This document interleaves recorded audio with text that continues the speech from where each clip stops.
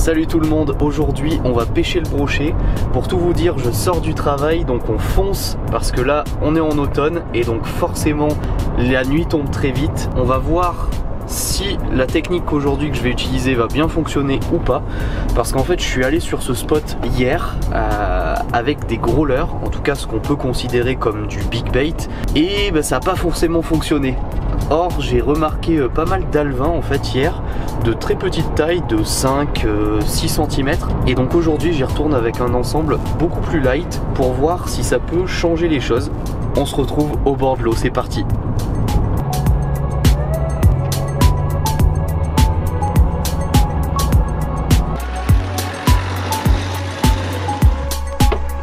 Ça y est, je suis au bord de l'eau, il va falloir se dépêcher, la nuit elle tombe là à grands pas. Le temps est un petit peu couvert, donc je pense que ça peut être pas mal du tout. Et en cours de vidéo, je reviendrai sur cette question, le big bait en automne, ou en tout cas quelle taille de leurre utiliser en automne. Allez, c'est parti, on y va.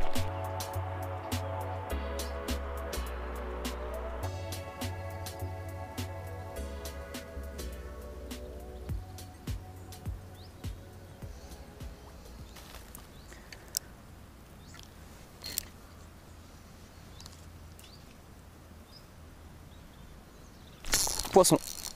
Ouais, un petit brochet. Ouais.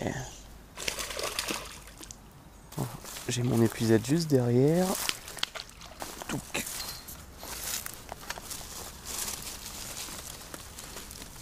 Tac. Oh. Bon, l'épuisette est un petit peu démesurée par rapport à la taille du poisson, mais ça fait bien plaisir quand même. Magnifique. Super brochet. Il est pas gros du tout, mais qu'est-ce qui fait plaisir. Trop cool. Allez, on va vite le relâcher. Hop là. Ah. Cool. Et voilà, premier petit poisson, ça fait bien plaisir. C'est super cool. Alors je sais qu'il y en a des un petit peu plus gros, il n'y a pas beaucoup de gros poissons ici. Mais en tout cas, qu'est-ce que ça fait plaisir. Les sensations là sont au rendez-vous. Allez, on continue.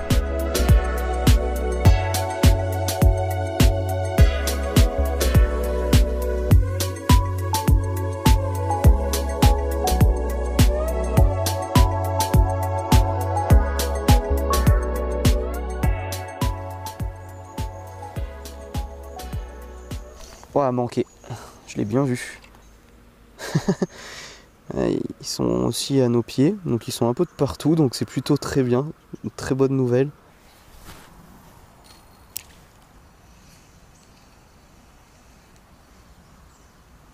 Ouf, poisson.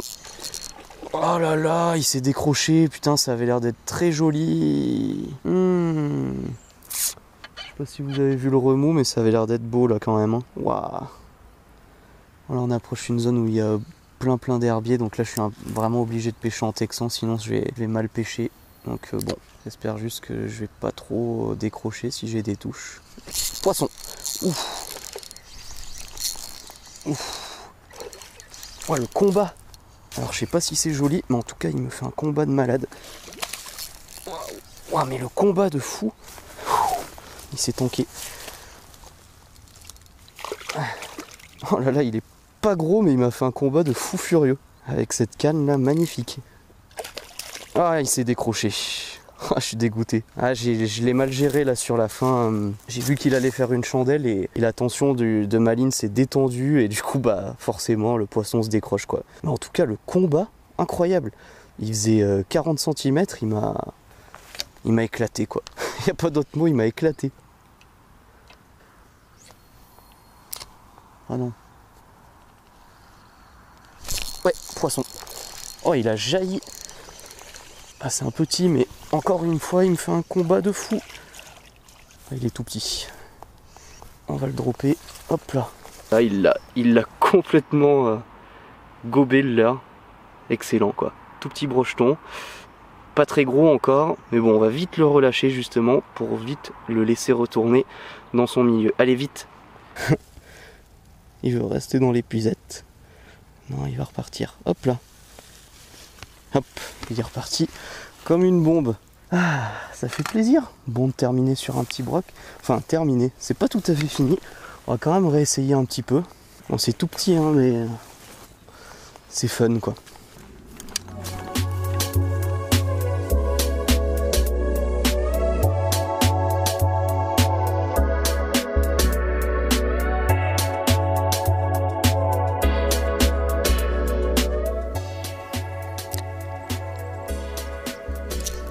Putain, un loupé.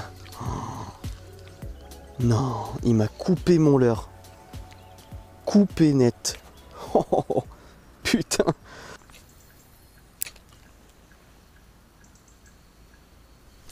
C'est pas vrai. Mais j'y crois pas. Mais regardez ça.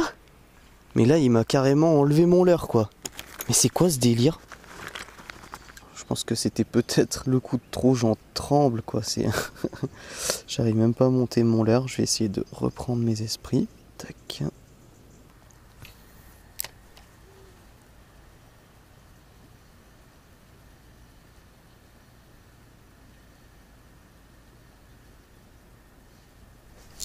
Poisson. Ouf. Putain, mais c'est pas possible, il s'est décroché. Mais c'était lui, c'est sûr. Et c'était joli. Ah putain. Allez, il reviendra pas cette fois-ci, c'est clair. Hein. Oh. Poisson. Oh, oh c'est beau. Mais c'est quoi? Moi je crois que c'est une perche. Non, c'était une super perche. Putain, je suis dégoûté. L'action de malade encore. Et c'était une belle perche. C'est quoi cette fin de session là? Jamais vu ça, je crois.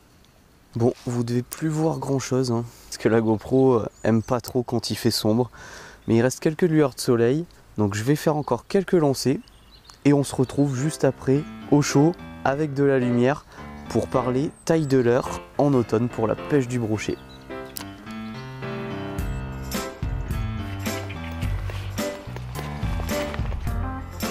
Et me voici rentré, ça fait du bien. Alors, quelle taille de leurre utiliser en automne pour la pêche du brochet? Big bait, petit leurre?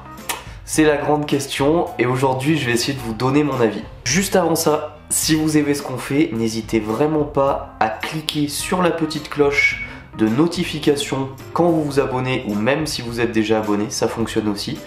Ça permet vraiment de louper aucune vidéo et surtout d'être prévenu dès qu'une vidéo est mise en ligne pour éviter de passer à côté. Alors, facteur numéro 1, selon moi, ça va dépendre de votre spot, tout simplement. La taille de votre coin, si c'est un petit bras mort par exemple, ou alors si c'est un grand lac, la profondeur de celui-ci aussi, s'il y a juste 1 mètre de profondeur ou alors s'il y a 10 mètres, 20 mètres de profondeur, ben ça va changer carrément, selon moi, en tout cas la moyenne d'utilisation de gros leurres ou de petits leurres. Typiquement, dans la vidéo, vous avez vu que je pêchais un petit spot peu profond. De mon expérience sur ce coin-là, les gros leurres ne fonctionnent pas, ou en tout cas peu en règle générale. Ça veut dire que parfois j'ai eu des bons résultats avec des gros leurres, mais la plupart du temps ce qui fonctionne beaucoup mieux ce sont des petits leurres. Alors on va juste définir aussi ce que c'est un gros leurre par rapport à ma pêche et un petit leurre. Un petit leurre ça va être du 3 pouces, donc 7 cm, et un gros leurre pour moi par rapport à ma pêche, encore une fois ça concerne que moi, ça va être un leurre d'une vingtaine de centimètres. Dans ces conditions, ce que j'ai remarqué c'est que plus votre spot va être petit, peu profond, plus des gros leurres, en règle générale, vont être contre-productifs tout simplement pour des raisons de discrétion. Parce que si vous envoyez des énormes pavés dans l'eau, très lourds, très gros, bah ça va faire beaucoup de raffus forcément. Et si les brochets ne sont pas d'humeur, et ben vous allez tout simplement les faire fuir et les rendre inactifs au possible. Alors qu'au contraire, des petits leurres vont vous permettre d'aller chercher justement les brochets pas tellement actifs, ça va pas les perturber à l'arrivée du leurre dans l'eau, notamment si vous utilisez du matériel casting, parce que vous pouvez vraiment freiner l'arrivée du leurre dans l'eau. Néanmoins, dans des grandes étendues d'eau, là le big bait peut être très intéressant parce que ça va faire des grosses vibrations. S'il y a de la profondeur, ça va pouvoir faire monter les brochets de très profond. Et donc voilà, il y a des endroits en tout cas où le big bait en automne, ça peut être vraiment très bien. Critère numéro 2 maintenant, c'est ce qu'on appelle en anglais match the hatch, c'est le fait d'adapter vos leurres à ce que vous allez observer dans l'eau. Alors je m'explique, si vous observez des petits alevins dans l'eau de 5 cm, et bien vous allez mettre des leurres qui feront 5 cm. Au contraire, si vous observez des gardons de 20 cm en bonne quantité, et bien là il faudra éventuellement plutôt essayer de pêcher avec des leurres d'une vingtaine de centimètres, plutôt argentés, qui vont ressembler à des gardons. Donc match the hatch, en fait ça veut tout simplement dire s'adapter à ce que vous allez avoir en termes de proie dans l'eau. Pour le ramener à ma situation personnelle, à ma pêche personnelle, j'ai pu observer des petits poissons de 5 cm environ, des bancs d'alevin, et donc je me suis adapté en pêchant avec des petits leurres. Typiquement j'aurais même pu pêcher avec des plus petits leurres, j'ai pêché avec du 3 pouces, donc du 7 cm. Si j'avais voulu pousser la ressemblance à fond, j'aurais sans doute pêché avec du 2 pouces et donc du 5 cm, parce que les alevins que j'ai remarqué faisaient environ voilà, 5 cm. Ça aurait pu d'ailleurs être super intéressant que je pousse la ressemblance vraiment à fond. Ça sera peut-être l'objet d'une autre vidéo, mais pour le coup, ce que j'ai remarqué, c'est que si j'avais pêché avec des plus gros leurres, comme je l'ai fait lors d'une session précédente qui n'a pas du tout fonctionné, où j'ai rien eu, j'ai pas eu une touche, rien du tout, et si je m'étais pas adapté et que j'avais pas observé la taille du poisson fourrage, donc la taille du poisson fourrage, c'est les proies qu'on va retrouver en grande quantité dans le milieu, donc là typiquement c'était des alevins, et si je m'étais pas adapté, je serais sans doute encore une fois passé à côté de la pêche. Je vous vois déjà venir. Bien sûr, les poissons les brochets que j'ai fait étaient pas énormes, forcément, ils sont pas démesurés. Le milieu ne produit pas de très gros poissons. Alors, je suppose qu'il y en a.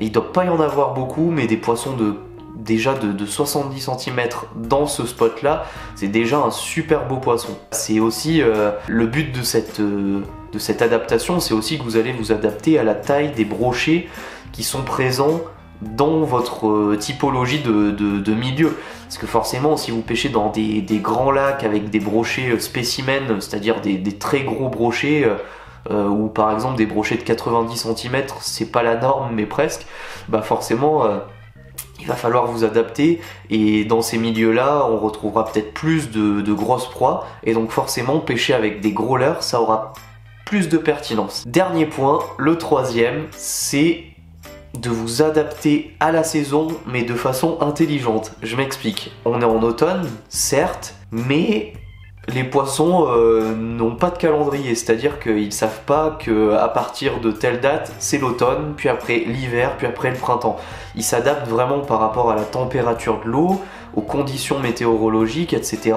Pour le coup, cette année, en tout cas en ce qui concerne ma région, mais je pense que partout en France c'est le cas, n'hésitez pas d'ailleurs à me le dire dans les commentaires si chez vous c'est un petit peu pareil, mais on a un automne vraiment très doux, voire chaud pour la plupart des régions, et donc les brochets n'ont pas le même fonctionnement, je pense, que des automnes précédents ou que des automnes à venir. Là, c'est très spécifique, hein, je parle de l'automne 2018. Et on le sait, en automne, puis en hiver, les brochets vont avoir tendance à se nourrir de plus grosses proies, tout simplement parce que voilà, ils se préparent à la période un petit peu plus, on va dire, délicate de l'hiver. Leur métabolisme va se ralentir, et donc quand ils vont dépenser de l'énergie, ils vont aller taper dans des grosses proies, en tout cas plus grosses que d'habitude, pour essayer d'emmagasiner plus d'énergie par rapport à leurs dépenses énergétiques. Or là, avec les températures automnales qu'on a, les brochets, je pense qu'ils ont pas encore, ils se sont pas mis dans ce mode grosse proie. Donc c'est aussi pour ça que pêcher avec des gros leurres sans forcément réfléchir, ça peut être assez contre-productif dans ces conditions. Il faut faire attention à ça, je pense. N'hésitez vraiment pas à observer, à prendre du recul et à vous dire ok, selon tout ce que je peux observer, pêcher avec des gros leurres ça va être adapté, ou alors pour le coup ça va pas être adapté pour la pêche du brochet. Voilà mon avis pour la taille des leurres pour pêcher le brochet en automne. Ça n'engage que moi bien sûr, j'ai hâte d'avoir vos retours dans les commentaires. Il y a quand même un point qu'on oublie, ou en tout cas qu'il faut garder à l'esprit, c'est le plaisir de pêche aussi. C'est-à-dire que si votre truc à vous c'est de pêcher en big bait et que vos coins le permettent, donc vous avez des résultats sur des gros leurres, vous prenez plaisir aussi à lancer des gros leurres toute la journée, c'est top quoi. Moi en tout cas, mon plaisir à moi c'est de pêcher avec des petits leurres, du matériel light, et c'est surtout que c'est plus adapté aussi au coin où je pêche le brochet. Forcément, si je pêchais en lac, par exemple des lacs alpins comme le lac Léman, etc., en embarcation, je pêcherais sans doute pas avec des leurres de 7 cm, forcément. Mais par rapport à mes spots, par rapport à mon plaisir personnel aussi, et ben j'adore pêcher même des brochets de taille modeste sur du petit matériel. Comme vous l'avez vu là, j'ai pêché des tout petits brochets pourtant, mais je me suis éclaté avec voilà, une canne light, un moulinet light aussi, de la toute petite tresse. C'est juste parfait, et ça c'est très important à garder à l'esprit. Faites-vous plaisir quand vous pêchez, ne vous cantonnez pas à des techniques juste parce que voilà, vous avez entendu que c'était bien. Voilà. Si vous aimez pêcher avec une technique en particulier, continuez à pêcher comme ça, et si vous avez envie de découvrir d'autres techniques, faites-le, mais faites-vous plaisir surtout. Voilà, vous avez mes conseils pour la pêche du brochet en automne. J'espère que ça vous sera utile. Je vous conseille vraiment d'aller voir, en tout cas d'aller lire l'article de Sébastien Spring, que vous connaissez d'ailleurs sûrement par ses vidéos YouTube, qui nous a écrit un article sur la pêche du brochet en automne sur le blog Fisher. Donc le blog c'est fisher-pêche.fr. Vous avez tout simplement le lien de l'article direct dans la description de cette vidéo. Ça vous donnera une autre vision des choses, une autre approche, un autre point de vue sur la pêche du brochet en automne. Voilà, je vous dis à très bientôt. Ciao!